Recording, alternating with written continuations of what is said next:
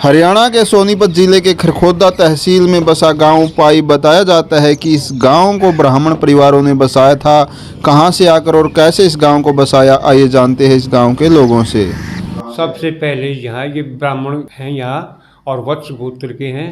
ये सबसे पहले कंसाड़ा से आए थे और यहाँ का बस गए थे। कुछ आकर यहाँ बाद में वापस चले गए और उसके बाद कुछ 50-60 साल के बाद दोबारा यहाँ आए। उनको नए बोलते हैं।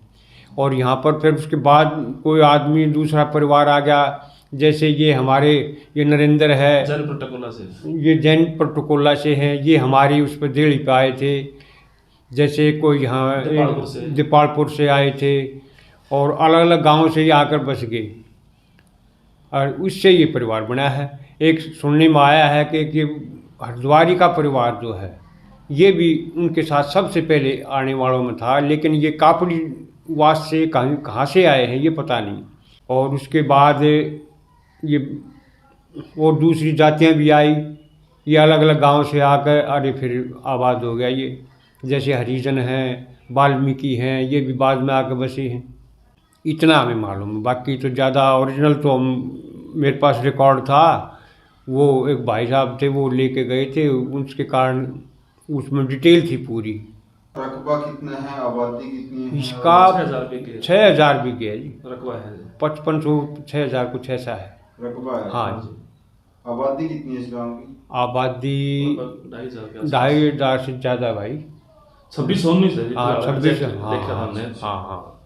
और वोट कितने हैं?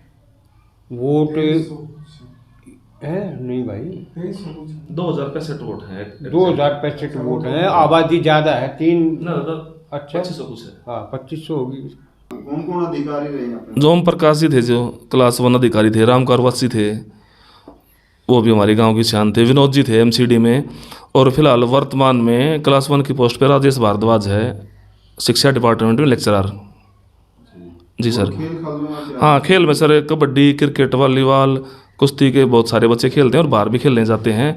और गांव में एक धार्मिक रूप के साथ साथ खेलना और भाईचारे की भावना मिसाल बनी हुई है। आज तक भी पूरे पाई गांव के आसपास में रिकॉर्ड है। और ये सोनीपत जिले का आखिरी गांव है जर्जर सीमा पर। इसके साथ शिक्षा की क्या व्यवस्था? हाँ, शिक्षा के सर गांव के लगभग बच्चे शिक्षित हैं, सब पढ़ाई करते हैं। और गांव में फ़िलहाल 2 स्कूल चल रहे हैं। एक तो सरकारी स्कूल है 10वीं तक, दूसरा जो हमारे गांव के इष्ट देव हैं बाबा रामदास जी, उन्हीं के नाम से स्कूल चल रहा है, 12वीं तक स्कूल है। और गांव के ज़्यादातर पढ़े लिखे नौजवान हैं, जो बच्चे पढ़ते भी हैं, उनमें भी पढ़ाई के प्रति भी जोश है, खेल के प्रति भी है। उसके साथ साथ बहुत सारे बच्चे सरकारी जॉब पर या अपना खुद काम कर रहे हैं। कोई दिल्ली जा रहा है, हमारे से दिल्ली भी काफ़ी नज़दीक है, 7 किलोमीटर दूरी पर दिल्ली पड़ता है। यानी कि एक छोटा गाँव होते ब्राह्मणों का पूरा गाँव है। एक सुव्यवस्थित तरीके का गाँव बसा हुआ हमारा। हाँ जी, सरपंच में यदि मैं आपको बताऊं तो आरंभ में फूल सिंह जी बने थे, जैसे कि हमारे बड़े बुजुर्गों ने बताया।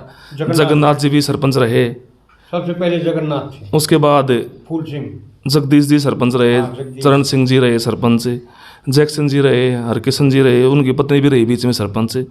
अशोक जी जो कि SC कैटेगरी से पहले सरपंच हमारे गाँव में हुए हैं, अशोक प्रधान।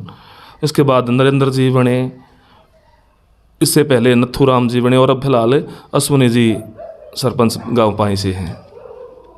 10 वार्ड है हमारे गांव में। जैसा कि आरब में हमारे दादाजी ने बताया कि जो कंसाड़ा गांव से, तो वत्स जितने भी गांव में सब कंसाड़ा गांव से आए हुए हैं। जो कौशिक हैं वो दीपालपुर गांव से आए हुए हैं। और कुछ हमारे यहाँ पर नाथोपुर से आए हुए हैं।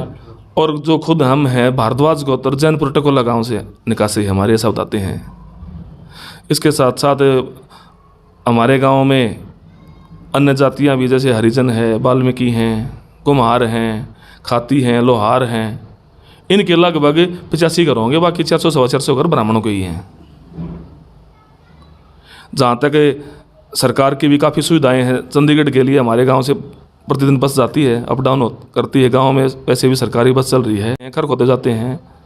यदि हमारे एरिया के आसपास की बात की जाए तो खरखोदा के आसपास सरकारी कॉलेज है, को एजुकेशन है लड़के लड़कियों के लिए। दूसरा खरखोदा में ITI है। और फिलहाल पाई गांव के पास IMT भी आ गई है, जिसमें कि मारुति निर्माण होगा। कुल मिला के यदि कहा जाए तो सर पाई गांव एक संपन्न गांव है, बिल्कुल सुख शांति वाला गांव है। गाँव है और अपने गांव पर नाज है कि हमने इस गांव में जन्म लिया कि जहां धार्मिक प्रवृत्ति के साथ साथ भाईचारे वाले लोग रहते हैं।